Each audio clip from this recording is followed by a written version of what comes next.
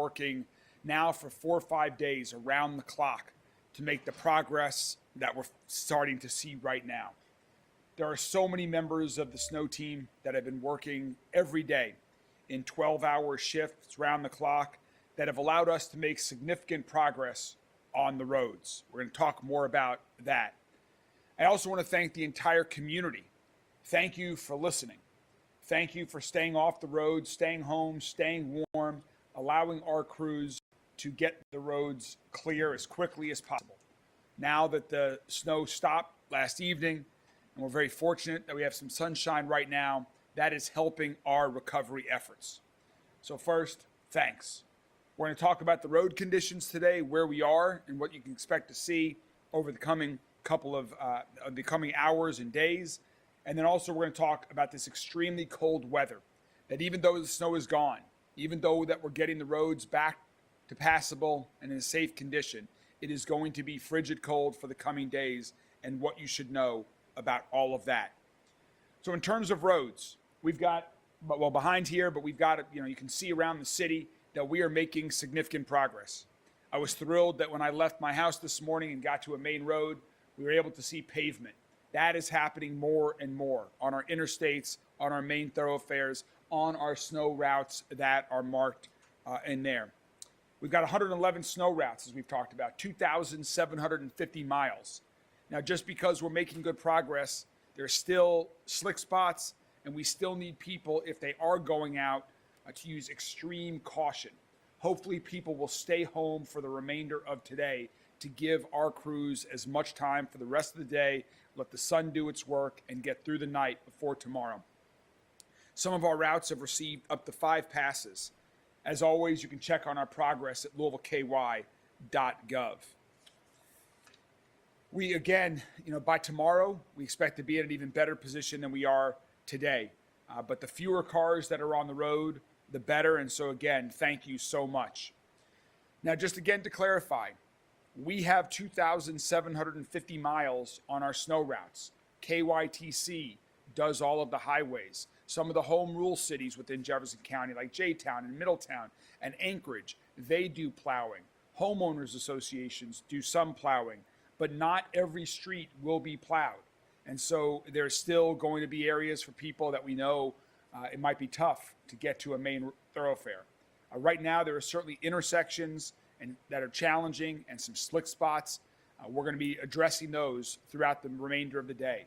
On my drive in downtown this morning, we had to hop out to help somebody who was stuck in one of those intersections where some plows had crossed paths and there was a buildup of snow.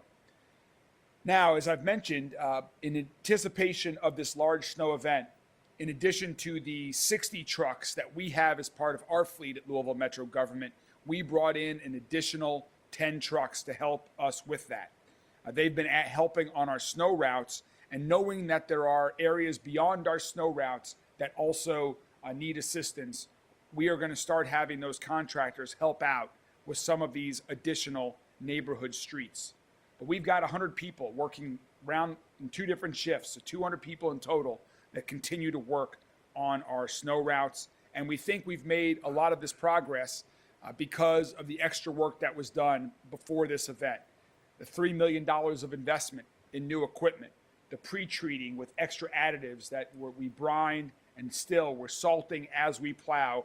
All of that has helped significantly, so our plows have been very effective when they can get to the streets. That combination of that effort ahead of the storm helped prevent the snow from bonding into a solid layer of ice, which sometimes happen, so that our plows could do their work and push the snow and slush off of the roadways. So again, the sun is helping, and we're going to continue to make progress throughout the rest of the day. So far, we've used 9,600 tons of salt during this effort. Now, we started with about 30 tons available, so we have plenty, and we've even ordered more, so we will continue to be well stocked on salt. We're going to continue to focus around the clock on this until all of our snow routes are clear. Now, a couple things before I hand it over to Bill Bell to go into a little bit more detail from the Department of Transportation. If you are a private contractor that's working on private property, please do not put your snow into the public right-of-way. I saw some instances of that myself driving around town this morning. Others, we've seen that in other areas as well. Please keep your snow on the property and don't push it into our roadways or public right-of-ways. That just creates more hazards. It makes it more difficult for our team to do their work. Also, we want people to stay off the roads, cars. That also means pedestrians. We've seen people that are walking. I even saw someone out for a morning run this morning on one of our main roads because that was what was plowed. Please, as pedestrians, should stay off the road. That is not a safe place to be during these conditions. I also want to thank our fleet and facilities team. They have done an amazing job of keeping our trucks out there on the road. We have very few trucks that have had issues, but those that have, they've been able to get service and get back on the road quickly. So we're going to have some other people fill you in on lots of other things that are going on around the city and some tips to deal with the weather that we're going to continue to deal with over the coming days.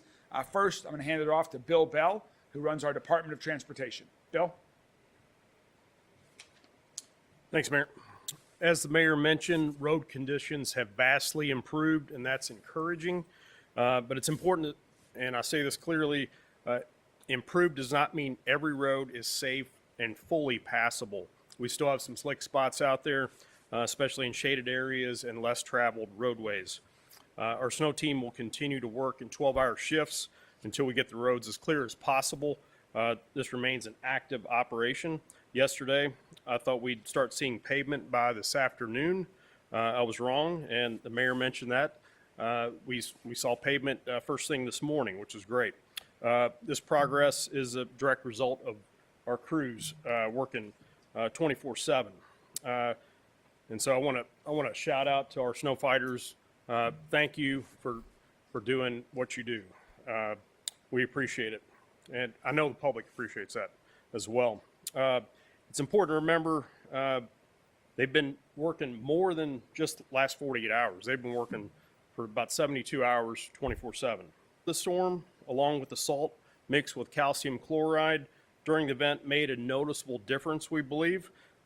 Crews across all districts are reporting that it's breaking up on the ground, which makes it easier to plow off, way better than packed snow or solid ice. That's helping us make progress now, but there's still work to do. Our crews will continue to work around the clock until all routes are improved. And like the mayor mentioned, I want to clarify, the map is louisvilleky.gov/snow. You can see the snow map there, and it's different than the emergency snow route. So please keep that in mind. You have the general snow map, which has all of our routes, and then there's the emergency snow routes. We truly appreciate the patience and cooperation from the public and from our partners, including KYTC and as well as TARC and everybody else involved in this effort. Thank you.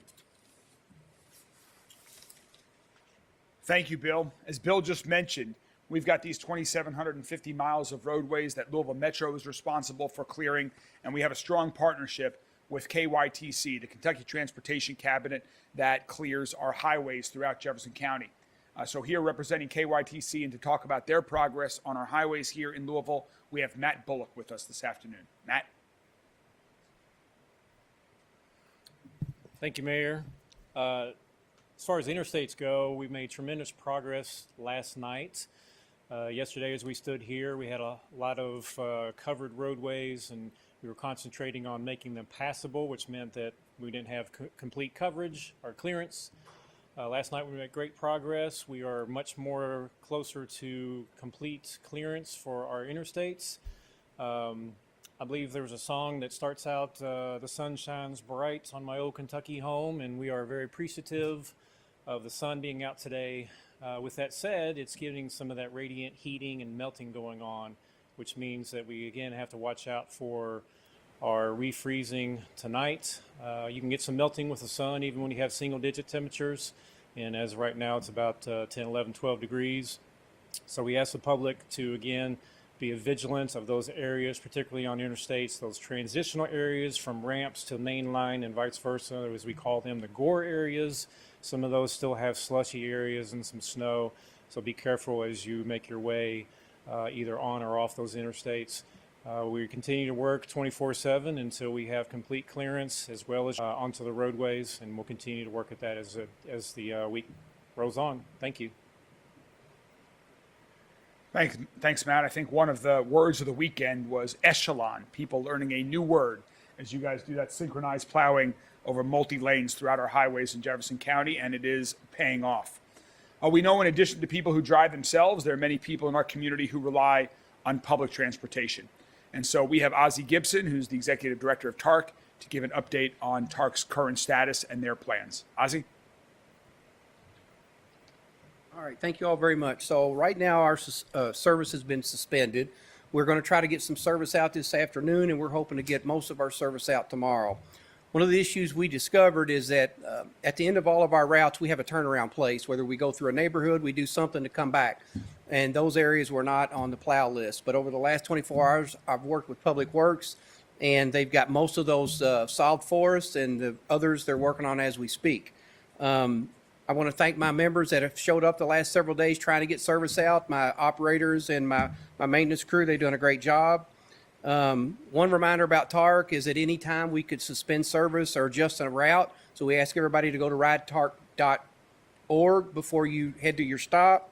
When it comes to paratransit, there again, please expect delays. A lot of these neighborhoods where you live, our vehicles from our contractor, it takes them a little while to get to you. We asked it, and we've sent messages out to please try to have somebody clean your walkways, steps leading up, because if not, it'll be tough to have door-to-door service. Big shout out this morning to PRP Fire. We had a dialysis patient this morning that we could not get to. Called the director behind me here of Metro Safe. He reached out, and they was able to come and help that person get out to our vehicle to get them safely where they need to go. So there again, please visit ridetarc.org so you can be up to date on what's happening with TARC. I'll take yours. Thanks, Ozzie.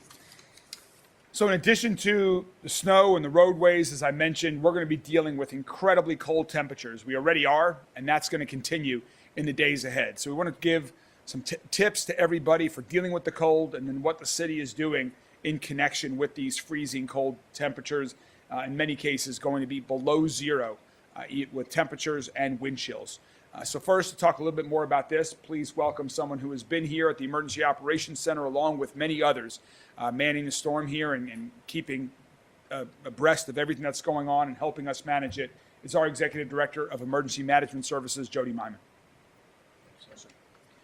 Thank you, Mayor. So like the Mayor said, there's a lot of hazards that can still come even after the snow's gone, even after the streets are plowed, as your neighbors, your pets, know the tips that can take care of them through this bitter cold. Know the signs and symptoms and the differences between frostbite and hypothermia. Frostbite is that sign that's going to tell you, or those signs and symptoms that's going to tell you that you need to stop, you need to get warm before hypothermia actually takes place. So tingling in your extremities and your ears. And then, the signs and symptoms of hypothermia, extreme shivering, confusion, your motor skills start to diminish. And then while you're out, taking care of your driveways, shoveling your driveways, it's imperative that you take care of yourself as well, especially if you're not necessarily used to exercising or doing things like that. Know the signs and symptoms of heart attacks. That's a big deal. You need to pay attention to that. You need to call 911 if you experience any of those signs and symptoms, specifically Louisville Metro EMS. Give a shout out to them. They've been overstaffed and well-staffed since the beginning and duration of this. And been there since Saturday morning as well, along with our 911 call takers and dispatchers. So again, make sure you're taking care of yourselves, your families, your neighbors, your pets, and we'll all get through this together. Thanks, Jody. I want to reiterate, just when it comes to shoveling your driveway, please definitely be careful. I was out there super early this morning shoveling part of mine, and as I was reminded last night and again this morning, it is far more difficult when you have this much snow than a lot of people think. And so just be careful. Don't feel like you have to shovel everything all at once. Take your time. Do it in multi-phases. We're encouraging people to stay home at least the rest of today as well. So please be careful and don't injure yourself. Take precautions when you are shoveling your driveway. To get a little more tips about some things that you might be tempted to do that maybe you should not when it's extremely cold out there, we have our Chief of Fire, Brian O'Neill, with us today, who's going to talk a little bit more about staying safe during these extreme cold temperatures. Chief O'Neill? Thank you very much, Mr. Mayor. So from the fire department's perspective, first and foremost, many, many thanks to all the men and women of Louisville Fire and all of our brothers and sisters in County Fire that are out there keeping their communities safe. The cold weather is actually more of a threat that we are concerned with. You know, the snow just meant that if you had an emergency, we might take just a little bit longer to get there, coming through that deep snow with chains on our snow trucks.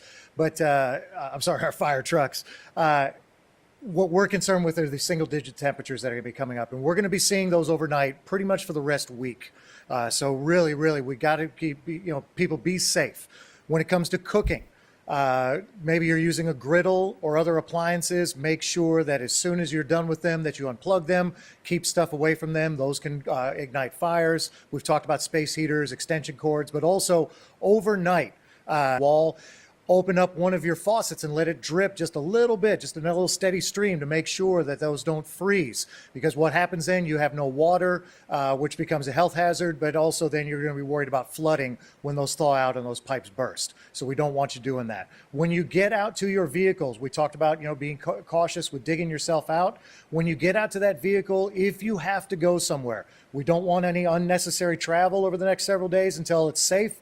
But if you must, make sure you have plenty of equipment with you in that car to keep you safe.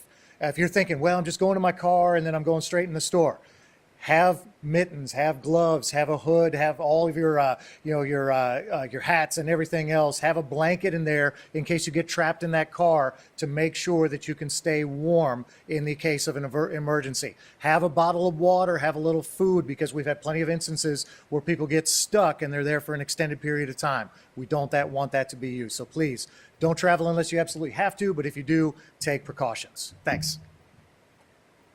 Thank you, Chief O'Neill. We also know that during these extremely cold temperatures, there's a risk of frozen pipes in your house, in your place of business. So to talk a little bit more about how you can prevent that from happening in your home, we have with us today the CEO of the Louisville Water Company, Spencer Bruce. Spencer? So first, a couple things. We're working hard, as we always do, to make sure we continue to provide great tasting, high quality water, especially during this weather event. So I want to thank all those at Louisville Water for doing that. Operations-wise, we're stable, no issue at our plants.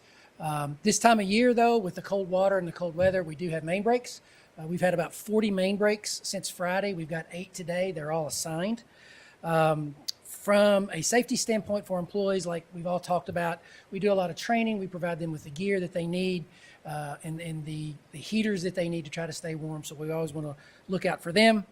Now for our customers, as the mayor said and as Chief O'Neill said, if you'll just visit louisvillewater.com, we have all kinds of references and information and resources to help make sure that your pipes don't freeze. Whether that's dripping the water or opening cabinets or even doing some insulation. All of that is there, so please visit that. We do monitor that. We call it No Water. And fortunately, the message seems to be getting out there, because since Friday, we've only had 40 no water complaints. The vast majority of those complaints or questions or concerns are on the private side. A lot of times next to the house. They're really not on Louisville Water side, but we're there to help. So we've only had 40, which is really good. And then the last thing from our standpoint in terms of the downtown office, our call center is available. We're open. If you have questions, you have concerns, feel free to call. And then we are also planning to be open for fully tomorrow morning at our normal times. Thanks, Spencer. And then also, in addition to the cold weather, there are some folks that do not have a home and are out on the street that are homeless. And we are very fortunate that John Pilbeam and his team with Heart have been out every day in the days leading up to the storm, through the weekend, and still every day today and this week, that are reaching out to individuals, providing transportation, encouraging them to come inside and get warm. We're operating under white flag conditions right now, so all of our shelters are taking anyone who needs space inside. We also last week issued 3 permits to emergency shelters that are also operating as well. So I really want to thank John, you and your entire team, for everything that you're doing. And as John is coming up to give an update on some of the work of his team, I also want to give a shout out to Exodus Family Ministries. They have been really helpful as some calls have come in with individuals that need help with getting some food delivered to their house where they might not have had enough to get through this situation, or that need shelter. Exodus Family Ministries has done a tremendous job and been a great partner. Thank you to them. John? Thank you, sir. Our outreach teams have been out since early this morning. Again, transporting anyone to shelter, rehab facilities, or local hospitals if needed. We know that sometimes it's going to take 2 or 3 interactions before we can get somebody to go with us, but we're persistent. We will continue to talk to that individual as long as we can get them to go. To notify our outreach team of someone you may feel needs assistance or a ride to a shelter, please call 311, or you can enter that information in on the 311 app or website. If the individual needs medical assistance, please call 911. Art would like to thank our warming centers. Mayor just thanked Shane and his crew at Exodus Ministries. Our shelters, we know they're working around the clock. We want to make sure we thank them for all their time. We also have gotten some word that our first responders, LMPD, fire, have transported folks to shelters. We want to thank them for their continued work checking in on folks. All information on the shelters can be found on the Mayor Greenberg's snow resource page. Thanks, John. Thank you very much, John. And so also in connection with these cold temperatures, I just want to give some other resources. Today, we mentioned which libraries and neighborhood places were open. Tomorrow, we will have 5 neighborhood places that will be open from 10 to 4. All of our community centers tomorrow will be open on their normal operating schedules. And we will have 7 libraries that are open tomorrow: Western, Newburgh, Highland, Shelby Park, St. Matthews, the Northeast Regional Library, the Southwest Regional Library, and the South Central Regional Library line. Remember to also take care of your pets in addition to taking care of yourself. Given everything that we're dealing with and the fact that there are folks that live not on a snow route, on a street that will not be plowed by tomorrow for the reasons we talked about earlier, I just want to encourage employers to continue to be flexible over the coming days with their employees. And before we open it up to questions, I also want to thank Liz from LG&E. Thank you very much for all the work that LG&E does. We're pleased with their response time, and we're fortunate that our community was not hit harder by any significant power outages as a result of the weather. Again, before we take questions from members of the media, thank you. Thank you to everyone who is working so hard to help others during this severe weather situation. Thank you to the community for listening and staying home yesterday and today. Just because we're making progress and the sun is out does not mean we're back to normal. So if you do go out, please use extreme caution when you're driving around town. Drive slow and make sure you take care of yourself, your family, and your pets. It is going to be incredibly cold even once our roads are back to where we want them to be. Thank you all so much. We will have one more briefing on this storm and our response tomorrow morning at 10 a.m. We hope that is the final one as it relates to the recovery from this significant snowfall and cold temperatures that we've had over the past several days. And with that, I'm happy to take any questions from members of the media. Mayor, as far as people walking down the middle of the streets, who's responsible for clearing public sidewalks? Because they're dangerous too. So that is correct. So the question was about walking down the middle of the streets and the sidewalks. Our focus is on the roadways first. So we want to get the roadways clear. And the sidewalks, in terms of whose responsibility, the answer is it depends. In many cases, it's the private property owner who is responsible for clearing the sidewalk in front of their private property. Then, of course, there are also sidewalks that are in front of public property. That is the public's responsibility. But right now, we're focused on roadways. But if you're downtown, for example, you'll see many instances of private property owners that have already taken care of their sidewalks. Louisville Metro government, in many cases, has taken care of the sidewalks in front of its properties. Do you have any comment on LMPD's tweets over the last, we had people write in, they were not necessarily happy Yeah. about this not being taken as seriously as it should. A lot of people were responding. Yes, there was fun with it to an extent in a serious situation. They were called into HR today. Do you have any comment? The question was about LMPD's tweets yesterday and over the weekend, many of which had a more humorous take. Mess officers, our snow team, snow fighters, they've all been working round the clock to help keep people safe. That has been their focus, and they should be commended for the tremendous job that they're doing. Some folks are trying to have fun online, on the account, during a time when a lot of people are at home, are on social media. They take their jobs incredibly seriously, and so nobody should be confused with the clearly and obviously humorous tone of some comments that they've been making online with the serious nature of their work and the seriousness which every one of our LMPD officers takes with the work that they perform every day. Mayor, what resources are available for anybody that currently doesn't have heat? So if you currently don't have heat, we would encourage you to call 311. Depending on the reason, there are several things. But for example, I mentioned Exodus Family Ministries earlier. Some people have called in and they did not have heat. They were able to bring them space heaters. In other situations, if we need to find shelter space for individuals, we can transport them to shelters as well. So depending on the specific situations of why someone might not have heat will impact what our response is. But we do encourage people to call 311 if they do not have heat in their home. Mayor, when it comes to the plows plowing off road, sometimes people are having trouble turning right into parking lots and that kind of Right. thing. Where does that lie with private property, and just because that seems to be the trouble that people are having is turning into. Yeah, so the question was about when you're turning into private property or a parking lot, and where does Louisville Metro government's responsibility end and where does the private property owner's responsibility begin? I was mentioning that earlier, that we have that same situation with intersections. And so that is our responsibility to clear the intersections and clear some areas where some snow has built up. And that's what we'll be working on throughout the day and throughout the night as well. This is not going to be perfect when you have this much snow. This was a significant snowfall event for Louisville, but really is based on where the property lies.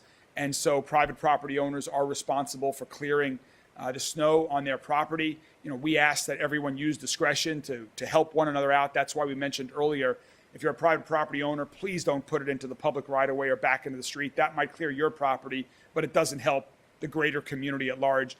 We've seen that's not who Louisville is.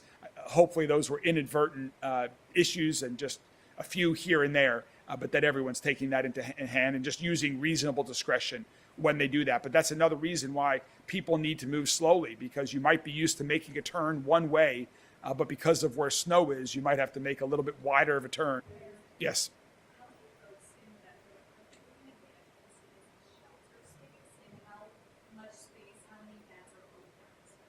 So the question was about how many people are taking are using the city's shelter space and how many beds are available.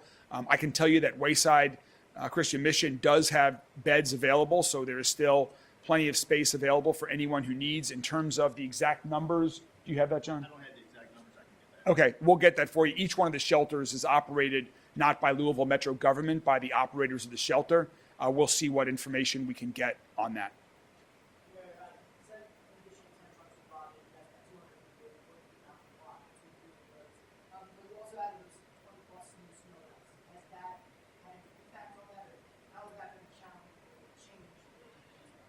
Yeah, the question was about some of the things that we've done in preparation for this snow event and how is added. One of the other things that we did was we've added some routes to our list of snow routes, and we prepared for it. And so we are pleased with the progress that we've made. We're pleased that we made the decision early to bring in the contractor. We're going to keep them around for another 24 hours just so we can do some of that additional cleanup work, whether it's at intersections, whether it's slick spots, or whether it's some roads that we think we need to get to, even if they're not on the snow route for one reason or another, whether it's to help out TARC, whether it's to help out schools, or for other reasons. And so we're pleased with where we are. I have a question for water. Spencer. Yes.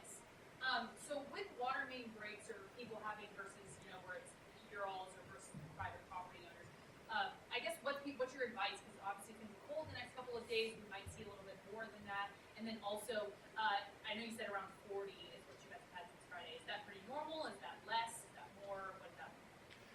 All right, so let me start backwards. The 41, that's actually a little less. If you look at history, I mean, we've many a times through some of these events have had several hundred no water complaints. And so 40 is a lot less. We've done a lot of work to try to educate. I know that we've worked with the fire department. They've done some education too.